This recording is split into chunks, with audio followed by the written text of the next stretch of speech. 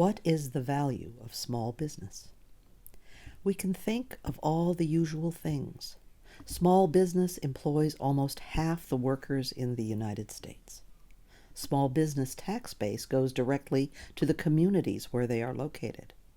And one chilling thought: it is predicted that 52% of all small business will not be able to survive the catastrophic closings of COVID-19. But what we propose also is this: small businesses are the cornerstones of any community. They both develop and hold the fabric of a community together. This is often unwitting. Individually, they are just trying to get along and make a living. But for the mom and pop ventures, even the larger ones like a Berkeley Bowl or Monterey Market, there is a down-deep strengthening of what makes the fundamental personality of a community space. In an era of Walmart and chain stores, when main streets are being gobbled by giant corporations and the online behemoth Amazon seeks to devour small entrepreneurs everywhere, the richness of our communities face a bleak future, full of branded chains which have no individual flavor or personality, and usually no recognizable employees with whom one can build a relationship. What we are looking at is empty commercial spaces devoted to consumption and little else. This is Shannon Brown. He grew up in the late 70s in a time of warm community embrace in Berkeley. His neighborhood was full of moms, grandmas, aunts, uncles, and friends.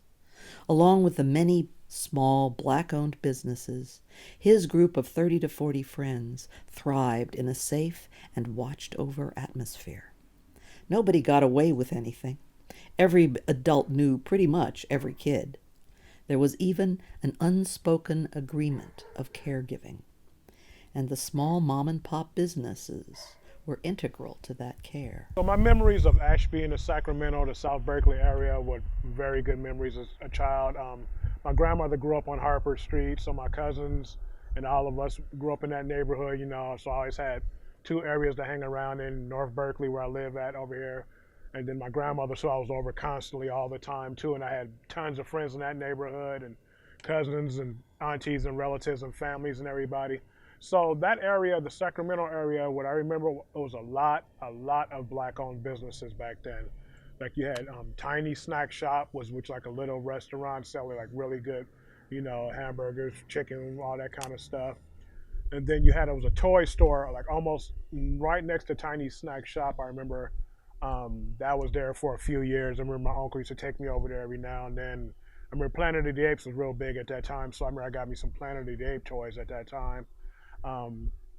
You had Johnson's Barbershop. You had Branch's Barbershop, was the barbershop I went to the most. My mom actually started taking me to Branch's Barbershop when I was young, and then I always liked the guys and the work they did there, so I would continue to go there even after I was old enough to go by myself.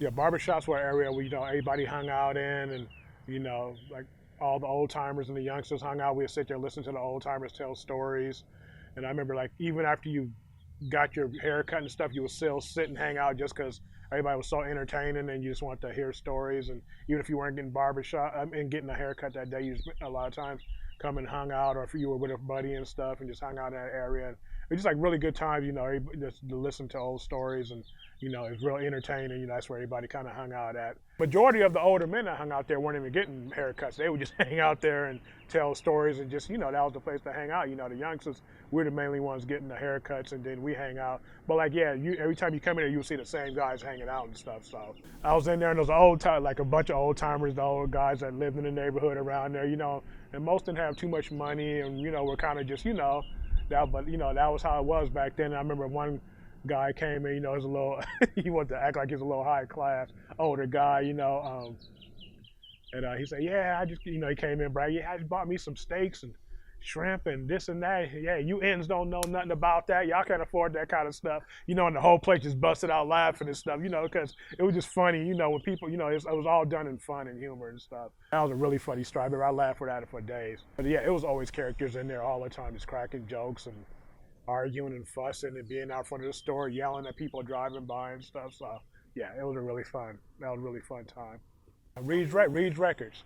Yeah, that was like back in the day. That was like the record store in the neighborhood. You know, like all I remember I used to go to my uncle all the time because back then they had like everything. Not it was only it wasn't only gospel. You know, you had the old Black Laugh records, the old comedy records, Rudy Ray Moore, Dolomite. You know, just like all the soul albums, of course, and all the gospel and everything and stuff.